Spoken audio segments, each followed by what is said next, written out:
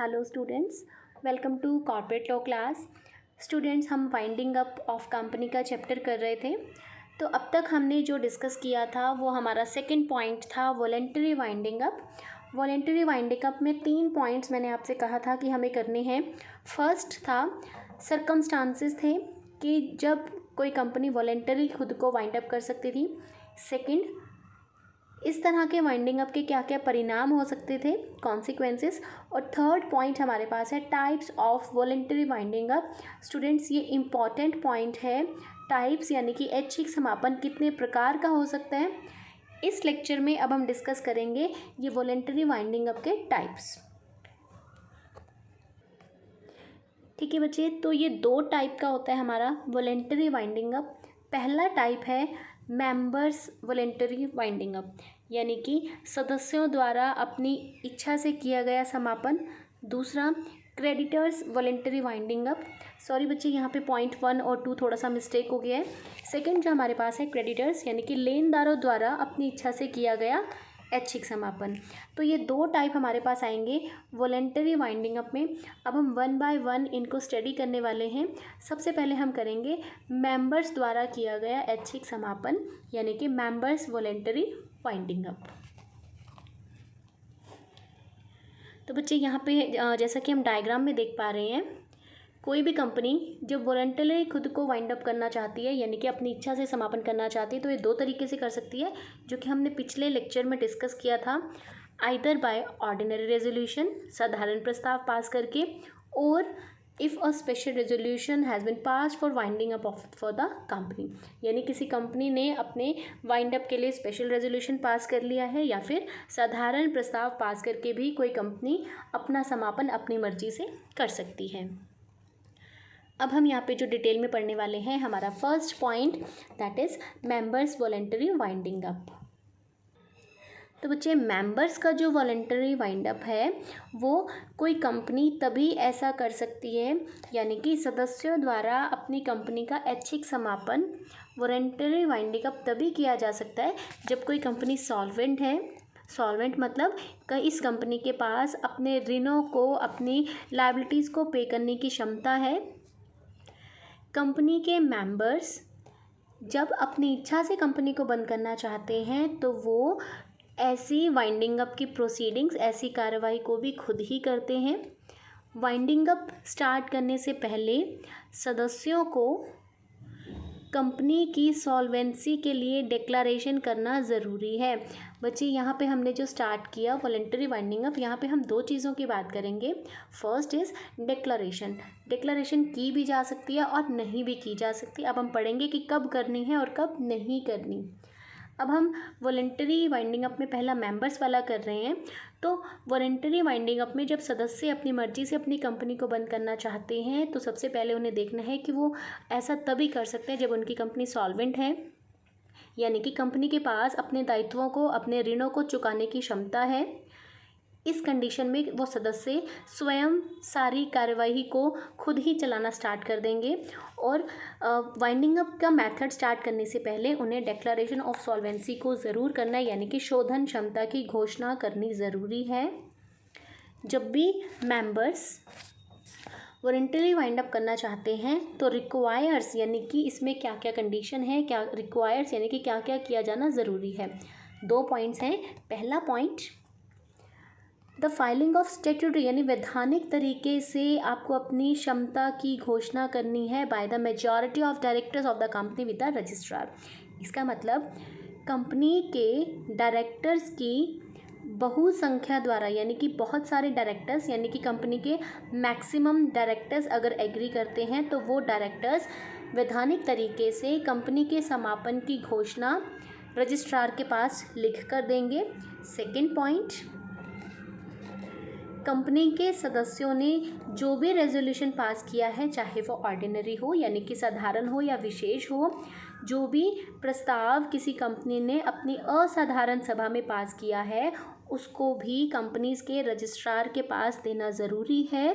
ये दोनों टास्क जब कंपनी के सदस्यों द्वारा कर दिए जाते हैं, उसके बाद ही कंपनी अपनी इच्छा से समापन की एक्टिविटीज़ को फर्दर कंटिन्यू कर सकती है। अब हमारे पास ये टर्म आती है डिक्लेरेशन ऑफ सॉल्वेंसी, यानी कि शोध्य क्षमता की घोषणा करना। अगर कोई कंपनी अपने आप को वाइंड अप करना चाहती है अपनी मर्जी से, तो कंपनी के डायरेक्टर या डायरेक्टर्स, यानी कि या तो एक संचालक या बहुत सारे संचालक, ग्रुप ऑफ डायरेक्टर्स यानी कि बोर्ड ऑफ डायरेक्टर्स, या किसी कंपनी में एक से ज़्यादा डायरेक्टर हैं तो मेजॉरिटी ऑफ डायरेक्टर्स, ऐसे डायरेक्टर बोर्ड ऑफ डायरेक्टर्स की मीटिंग में ये डिक्लेयर करेंगे, घोषणा करेंगे कि कंपनी के ऊपर कोई भी डेब्ट ड्यू नहीं है, या फिर कंपनी के पास इतनी क्षमता है कि वो वाइंड अप के प्रोसेस के दौरान कंपनी द्वारा दिए जाने वाले सभी दायित्वों को पे करने की कैपेसिटी में है, या फिर वाइंड अप जब किया जाएगा तो कंपनी की एसेट्स इतनी हैं कि उन्हें बेचकर जो भी प्रोसीड्स आपके पास आएंगे उससे कंपनी पूरी तरह से अपने डेब्ट्स को पे करने की क्षमता रखती है। ये जब लिखकर एक एफिडेविट के फॉर्म में वेरीफाई करके दिया जाएगा बोर्ड ऑफ डायरेक्टर्स द्वारा, तो हम कहेंगे कि उन्होंने अपनी लिखित सहमति दी है कि कंपनी की शोध्य क्षमता है, कंपनी अपने ऋणों का भुगतान कर सकती है। अब नेक्स्ट पॉइंट आता है the declaration to be effective, यानी कि किसी घोषणा को इफ़ेक्टिव यानी प्रभावशाली होने के लिए कुछ शर्तें उसमें होनी चाहिए। अब वो शर्तें हम पढ़ेंगे कि किन कंडीशंस पर किसी कंपनी के डिक्लेरेशन ऑफ सॉल्वेंसी को वैलिड और इफ़ेक्टिव माना जाएगा। फर्स्ट पॉइंट हमारे पास आता है, बच्चे 4 पॉइंट्स हैं, अगर आप 4 नहीं याद कर सकते हो तो कोई भी 2 या 3 पॉइंट्स आप याद करेंगे, आपका काम चल सकता है। ठीक है, तो सबसे पहले हम सबसे ईजी पॉइंट से स्टार्ट करेंगे। ईजी पॉइंट में आप थर्ड पॉइंट देखिए, the declaration the company is not being bound up to defraud any person और पर्सन्स। इसका मतलब कि कंपनी का जो समापन किया जा रहा है वो किसी व्यक्ति या व्यक्तियों को धोखा देने के लिए नहीं किया जा रहा। ईजीएस्ट पॉइंट, यानी कि हम घोषणा तो कर रहे हैं कि हम अपने ऋणों का भुगतान कर सकते हैं, अपने एसेट्स को बेच के हमारे पास इतना पैसा है कि हम पूरी तरह से अपने दायित्वों का भुगतान कर देंगे, ये घोषणा की जा रही है। ये तो आपने डिक्लेयर कर दिया, लेकिन साथ में उस डिक्लेरेशन का ये मतलब नहीं है कि आप किसी के साथ धोखा करना चाहते हो। सेकंड पॉइंट पे आइए, फोर्थ पॉइंट हम देखते हैं जो कि ईजीएस्ट पॉइंट है और आपके अकॉर्डिंग जो मैं बता रही हूँ वो पॉइंट नंबर 2 है। Where there are any assets of the company, यानी कि जब किसी कंपनी के पास एसेट्स तो हैं, तो भी हमने कहा एसेट बेच के ही तो हम लायबिलिटीज़ पे करेंगे। जब किसी कंपनी में एसेट्स हैं तो उन एसेट्स की वैल्यू हमने जो रखवानी है वो वैल्यू कौन निकालेगा, वो कोई रजिस्टर्ड वैल्यूअर, यानी कि जो कंपनीज एक्ट के अंडर कोई पर्सन ऑथोराइज्ड है जो एसेट्स की वैल्यू को फाइंड आउट कर सकता है, उसकी रिपोर्ट भी आपको अपने घोषणा पत्र में लगानी है कि इस रजिस्टर्ड मूल्यांकन करने वाले व्यक्ति द्वारा हमारी संपत्तियों का मूल्यांकन किया गया है, उनकी वैल्यू फाइंड आउट की गई है और हमारी एसेट्स की इतनी वैल्यू है। 2 पॉइंट्स हो के बच्चे। पहला पॉइंट कि कंपनी जो घोषणा कर रही है वो किसी व्यक्ति के साथ फ्रॉड के लिए नहीं कर रही, किसी कंपनी का समापन कपट के लिए नहीं किया जा रहा या धोखा देने के लिए नहीं किया जा रहा। दूसरा, कंपनी के पास जितनी भी एसेट्स हैं उन एसेट्स की वैल्यूएशन की जाएगी और उसकी वैल्यूएशन की रिपोर्ट बनाई जाएगी और घोषणा पत्र यानी डिक्लेरेशन के साथ हमें वो रिपोर्ट भी देनी ज़रूरी है। तीसरा पॉइंट करते हैं जो कि आपकी बुक में पॉइंट नंबर 2 है।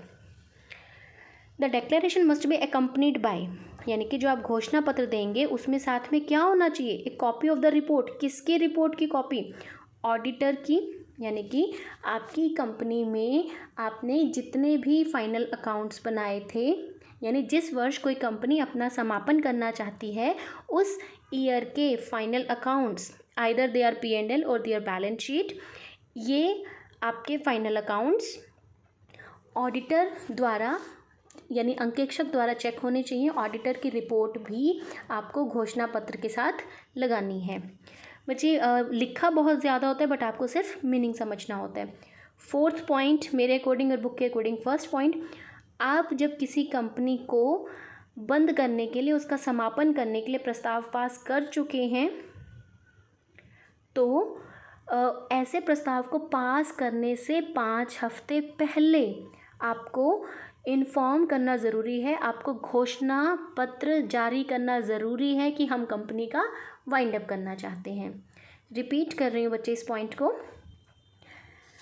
जब कोई कंपनी ऐच्छिक समापन करना चाहती है तो उन्होंने डिसाइड तो कर लिया कि हम अपनी कंपनी को अपनी इच्छा से वाइंड अप कर रहे हैं, लेकिन ऐसे वाइंड अप की सिर्फ उन्होंने इच्छा रखी है, इसके लिए वो प्रस्ताव पास करेंगे। लेकिन प्रस्ताव पास करने से 5 वीक्स पहले, 5 हफ्ते पहले उन्हें घोषणा करनी ज़रूरी है। ये डेक्लरेशन उन्हें 5 हफ्ते पहले करनी है और 5 हफ्ते के बाद वो अपना प्रस्ताव पास कर सकते हैं। तो बच्चे ये 4 पॉइंट्स अगर हमारे घोषणा पत्र में हैं तो माना जाएगा कि हमारा वो घोषणा पत्र आवश्यक शर्तों को पालन करते हुए बनाया गया और वो प्रभावी है। आगे जो पैराग्राफ दिया हुआ है, जब कोई कंपनी वाउंड अप हो रही है रेजोल्यूशन पास करके, तो हमने अभी पढ़ा कि 5 वीक्स के अंदर अंदर हमें पहले इन्फॉर्म करना ज़रूरी है।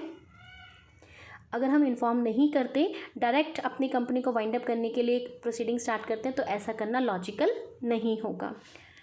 अब कोई कंपनी वाउंड अप कर रही है और उसने डिक्लेरेशन नहीं की, ठीक है, यहाँ पे हम पढ़ रहे हैं, अगर उसने डिक्लेरेशन नहीं की तो ऐसा करना गलत माना जाएगा, तो NCLT उसके ऊपर कोई ना कोई पेनल्टी इम्पोज करेगा। दूसरा केस, जब कोई कंपनी प्रस्ताव पास करके और उन्होंने डिक्लेरेशन भी कर दिया है, अब बात आती है कंपनी ने वाउंड अप की यानी अपने वाइंड अप की प्रोसीडिंग्स तो स्टार्ट कर दी हैं, लेकिन अपने ऋणों का भुगतान नहीं किया, अपने डेब्ट्स को पे नहीं किया, आइदर पार्शली और फुल्ली, यानी कि या तो उन्होंने अपने आंशिक दायित्वों का भुगतान कर दिया है या फिर सारे दायित्वों का भुगतान कर दिया है। तो अब हमने यहाँ पे क्या, या तो भुगतान कर दिया या नहीं कर दिया, एक कंडीशन आएगी। अगर कर देते हैं, डिक्लेरेशन भी किया है, सारे लायबिलिटीज़ का भुगतान भी कर देते हैं, दैट्स ओके, कंपनी इजीली अपने वाउंड अप की प्रोसीडिंग्स को कंटिन्यू कर सकती है। लेकिन अगर किसी कंपनी ने अपने ऋणों का भुगतान नहीं किया है या उनके लिए प्रोविजंस नहीं बनाए हैं, तो माना जाएगा कि डायरेक्टर्स के पास ऐसा करने के लिए कोई लॉजिकल, कोई रीज़नेबल आधार नहीं थे, रीज़नेबल ग्राउंड्स नहीं थे। क्यों? क्योंकि उन्हें पता ही नहीं था कि किस काम को कैसे करना है। डायरेक्टर्स कंपनी को चलाने के लिए होते हैं, ना कि कंपनी को बंद करने के लिए। उसके बाद any director of A company वाला पैराग्राफ अब हम पढ़ेंगे। जब किसी कंपनी का डायरेक्टर ये घोषणा करता है, मेकिंग अ डिक्लेरेशन, वो घोषणा करता है इस धारा के अंदर कि उसके पास प्रॉपर रीज़न नहीं थे कि किसी कंपनी ने अपने ऋणों का भुगतान कर दिया है या नहीं कर दिया है, उसको नहीं पता था, लेकिन फिर भी वो वाइंड अप के लिए अगर अप्लाई करवा देता है रजिस्ट्रार के पास, तो उस कंडीशन में अगर ऐसा डायरेक्टर जानबूझ के ये काम कर रहा है, यानी कोई डायरेक्टर उसके पास प्रॉपर रीज़न्स नहीं हैं कि उसने डिक्लेयर क्यों नहीं किया, कंपनी की सॉल्वेंसी के लिए पहले डिक्लेरेशन लेटर क्यों नहीं इशू किया, अगर उसके पास लॉजिकल रीज़न्स नहीं हैं, सही आधार नहीं है बताने के लिए, तो ऐसा डायरेक्टर को हम इम्प्रिजनमेंट, यानी कि हम उसको जेल में डाल सकते हैं, कम से कम 3 ईयर्स के लिए और ज़्यादा से ज़्यादा 5 ईयर्स के लिए, और साथ में उसके ऊपर हम पेनल्टी भी लगाएंगे जो कि 50,000 रुपीज़ से कम नहीं होगी और ज़्यादा से ज़्यादा 3 लाख रुपये हो सकते हैं, या फिर दोनों। तो बच्चे ये हमने पढ़ा कि जब सदस्य अपनी मर्जी से किसी कंपनी को बंद कराना चाहते हैं, तो बंद कराने के लिए उन्हें प्रस्ताव पास करना है, साथ में उन्हें डिक्लेरेशन ऑफ सॉल्वेंसी यानी घोषणा पत्र इशू करना है अपनी शोध्य क्षमता का। शोध्य क्षमता के लिए जो डिक्लेरेशन है वो कब इफ़ेक्टिव हो सकता है, ये 4 शर्तें होनी चाहिए। कंपनी के डायरेक्टर्स को पता होना चाहिए कि हम जिस कंपनी का वाउंड अप करना चाहते हैं उसकी एसेट से उसकी लायबिलिटीज़ को या तो पे कर दिया जा चुका है या फिर पे कर देंगे। अगर डायरेक्टर जानबूझ के गलत घोषणा पत्र इशू करा देते हैं और पता चल जाता है कि डायरेक्टर्स ने ऐसा जानबूझ के किया है, तो वो डायरेक्टर रिस्पॉन्सिबल माना जाएगा। अब आते हैं प्रावधान, यानी कि कौन कौन से रूल्स अप्लाई होते हैं मेंबर्स के वॉलंटरी वाइंड अप पे, यानी कि किन नियमों का पालन करते हुए सदस्य अपनी मर्जी से कंपनी का समापन कर सकते हैं। इसके लिए हमें कंपनीज एक्ट 2013 के सेक्शंस 310 to 318 यानी 310 से 318 सेक्शंस में हमें ये बताया गया है कि कंपनीज एक्ट के नियमों का पालन करते हुए सदस्य अपनी मर्जी से अपनी कंपनी का समापन किस प्रकार कर सकते हैं। First point we have is appointment and remuneration of liquidators, यानी कि जब भी डायरेक्टर्स ने इन्फॉर्म कर दिया कि उन्होंने डिक्लेरेशन ऑफ सॉल्वेंसी दे दिया, वो इफ़ेक्टिव भी है। जनरल मीटिंग में उन्होंने प्रस्ताव पास कर दिया, यानी पहले रेजोल्यूशन पास कर दिया कि वो वाउंड अप कराना चाहते हैं, साथ में उन्होंने डिक्लेरेशन भी दे दिया अपनी सॉल्वेंसी का। तो जब उन्होंने ये काम कर दिए हैं तो उसके बाद कंपनी की साधारण सभा में, जनरल मीटिंग में, एक ऑफिशियल लिक्विडेटर यानी कंपनी अपना एक समापक नियुक्त करेगी।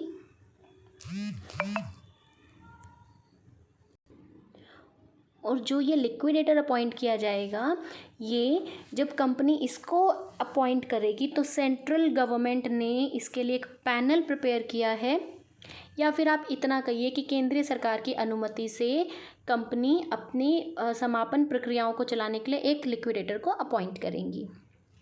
किसी कंपनी के समापन के लिए एक से ज़्यादा लिक्विडेटर को भी हम अपॉइंट कर सकते हैं।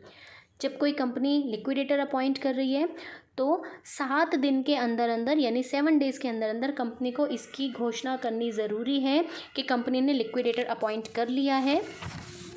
साथ में अगर उस लिक्विडेटर का कोई कॉन्फ्लिक्ट है, कोई इशू किसी के साथ क्रिएट होता है, तो वो भी मेंशन करना ज़रूरी है। यानी कि लिक्विडेटर को जैसे ही आपने अपॉइंट किया 7 दिन के अंदर अंदर उसकी सूचना देनी ज़रूरी है। डिस्क्लोजिंग यानी कि शो करना, अगर उसकी अपॉइंटमेंट से कोई विरोध उत्पन्न होता है या उसमें स्वतंत्रता की कमी है, यानी कि उस समापक को काम करने के लिए प्रॉपर फ्रीडम आप नहीं दे रहे हो, तो समापक ऐसा नियुक्ति होने के 7 दिन के अंदर अंदर एक, यानी पहले तो आपने लिक्विडेटर अपॉइंट किया, 7 डेज़ के अंदर अंदर आपने उस लिक्विडेटर को इन्फॉर्म करना है और आपने रजिस्ट्रार को इन्फॉर्म करना है। जैसे आपने उस पर्सन को अपॉइंट कर लिया तो वो पर्सन अपना रिप्लाई देगा। रिप्लाई में वो लिखेगा कि कोई पर्सन उसका विरोधी तो नहीं है, या फिर उसको कंपनी के डायरेक्टर्स, बोर्ड ऑफ डायरेक्टर्स या कंपनी के सीनियर ऑफिसर्स उसको फ्रीडम नहीं दे रहे हैं, तो वो 7 डेज़ के अंदर अंदर अपना रिप्लाई देगा कि ऐसा करते हुए वो अपने ऑब्लिगेशंस को कंप्लीट नहीं कर सकता। उसके बाद कंपनी के लिक्विडेटर को जो हमने अभी अपॉइंट किया है सेक्शन 310 के अंडर, जो कंपनी ने लिक्विडेटर अपॉइंट किया है, ऐसे लिक्विडेटर को हम हटा भी सकते हैं, या फिर अगर कोई रिक्त वैकेंसी है, कोई खाली पोस्ट है, तो हम लिक्विडेटर को अपॉइंट भी कर सकते हैं। हमने अपॉइंट किया 310 में और हम 311 सेक्शन में लिक्विडेटर को हटा सकते हैं। यानी कि कोई लिक्विडेटर जिसको किसी कंपनी ने अपने वाउंड अप के लिए अपॉइंट किया है, सेक्शन 311 यानी धारा 311 के अनुसार कंपनी के सदस्य या कंपनी के डायरेक्टर्स अपनी सहमति से ऐसे अपॉइंट किए गए समापक को हटा भी सकते हैं। किसी डायरेक्टर को हटाने से पहले लिखकर रीज़न देना ज़रूरी है कि आप उसे क्यों हटा रहे हो, यानी कि प्रॉपर रीज़न्स उसको भी लिखकर देने ज़रूरी हैं। फिर उसके बाद आपने लिक्विडेटर को जब लिख के मेंशन किया है तो वो उसको रिसीव करते ही उसका रिप्लाई देगा उस नोटिस का, जिसे 3/4 मेजॉरिटी वाले क्रेडिटर्स या मेंबर्स ने पास किया है कि आप किसी पर्सन को लिक्विडेटर नहीं बनाना चाहते हो। यानी कि 3/4 सदस्य कंपनी की सभा में रेजोल्यूशन पास करके किसी लिक्विडेटर को उसके पोस्ट से हटा सकते हैं। नेक्स्ट है हमारे पास इफ़ ए वैकेंसी अकर्स, यानी कि अगर धारा 310 में, यानी कि यहाँ पे जो हमने लिक्विडेटर अपॉइंट किए थे, अपॉइंट किए गए लिक्विडेटर की अगर डेथ हो जाती है, वो त्याग पत्र दे देता है, उसको हटा दिया गया है किसी वजह से, तो कंपनी दोबारा से सेक्शन 310 में दिए गए नियमों के अनुसार दोबारा से लिक्विडेटर को अपॉइंट कर सकती है, और ऐसा लिक्विडेटर क्रेडिटर अपनी मर्जी से अपॉइंट कर सकते हैं। सेकंड पॉइंट, हम प्रोविज़न्स की बात कर रहे हैं। मेंबर्स के वॉलेंटरी वाइंडिंग अप में किन किन नियमों को फॉलो करते हुए सदस्य अपनी कंपनी का समापन करवा सकते हैं, पहला नियम हो चुका है। दूसरा हम कर रहे हैं notice of appointment of company liquidator to be given to registrar, यानी कि कंपनी ने जिस दिन अपना लिक्विडेटर अपॉइंट किया, इसकी सूचना रजिस्ट्रार को अपॉइंट करने के 7 डेज़ के अंदर अंदर इन्फॉर्म करनी ज़रूरी है। अगर कोई कंपनी इन नियमों का पालन नहीं करती तो जो ऑफिसर रिस्पॉन्सिबल है उसको पनिश किया जाएगा और उसको पेनल्टी भी इम्पोज करना पड़ेगा। ये दिया गया section 312। Section 313 board's power to cease on appointment of liquidator. Same case जो हम पहले भी पढ़ चुके हैं, जैसे ही कोई कंपनी लिक्विडेटर अपॉइंट करे तो बोर्ड ऑफ डायरेक्टर्स की पावर वहाँ पे ख़त्म हो जाती है, कंडीशनली लिक्विडेटर उन्हें ऐसा अधिकार दे दे तो। उसके बाद powers and duties of company liquidator in voluntary wind up. अब बात आती है कि कंपनी का जब समापन हो रहा है तो उस समय कंपनी के उस समापक के क्या क्या अधिकार हैं, उसके क्या क्या कर्तव्य हैं, उसकी शक्तियाँ क्या क्या हैं। First point we have is company का लिक्विडेटर जो हमने अपॉइंट किया है वो ऐसे सारे काम करेगा जो कि कंपनी के, यानी कि सारे वो काम करेगा और अपने सारे कर्तव्यों का पालन भी करेगा जो कि कंपनी के वाइंडिंग अप के टाइम में जो भी सदस्य और लेनदार उसे करने के लिए कहेंगे। नंबर 2, कॉन्ट्रीब्यूटरीज़ की लिस्ट तैयार करेगा जिसके बेसिस पे हम उनकी लायबिलिटीज़ को फिक्स कर सकते हैं, क्योंकि ये प्राइमा फेसी एविडेंस है, यानी कि प्रत्यक्ष प्रमाण है उनकी दायित्व का, यानी कि उन्होंने जो भी कंपनी को पे करना है उसके लिए ये प्रत्यक्ष प्रूफ है, प्रत्यक्ष प्रमाण है। थर्ड, उस लिक्विडेटर की रिस्पॉन्सिबिलिटी है कि वो प्रॉपर बुक्स ऑफ अकाउंट्स को मेंटेन करे, यानी कि जितना भी काम लिक्विडेटर वाइंड अप से रिलेटेड कर रहा है उसके लिए उसकी रिस्पॉन्सिबिलिटी बनती है कि वो प्रॉपर मैनर में बुक्स ऑफ अकाउंट्स को प्रिपेयर करे और 30 डेज़ के अंदर अंदर, इट मीन्स एक क्वार्टर जैसे ही ख़त्म होता है, एक तिमाही ख़त्म होते ही उसके 30 दिन के अंदर अंदर रजिस्ट्रार को उसको वो रिकॉर्ड्स देने होंगे। अगर लिक्विडेटर ऐसा नहीं करता तो उसको 5000 रुपीज़ पर डे के अकॉर्डिंग फ़ाइन देना होगा। नंबर 4, कंपनी के सदस्य, लेनदार या ऑफिसर जो सेंट्रल गवर्नमेंट के ऑफिसर्स हो सकते हैं किसी भी समय कंपनी के बुक्स ऑफ अकाउंट्स को चेक कर सकते हैं, उनके पास अधिकार है।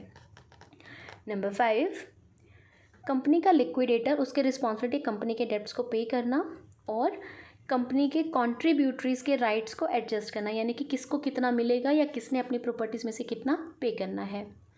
अगर आप इन नियमों का पालन नहीं करते हो तो लिक्विडेटर को इसके लिए रिस्पॉन्सिबल माना जाएगा, उसको पनिश किया जाएगा, उससे फाइन इम्पोज किया जाएगा उसके ऊपर 10 लाख रुपीज़ का। Next we have is appointment of committees. Section 315 इसको डिफाइन करता है, हम पहले पढ़ चुके हैं। कमेटीज़ जिसको हमने इंस्पेक्शन कमेटी के नाम से पढ़ा था। अगर किसी कंपनी में क्रेडिटर्स नहीं हैं तो ऐसी कंपनी अपनी साधारण सभा में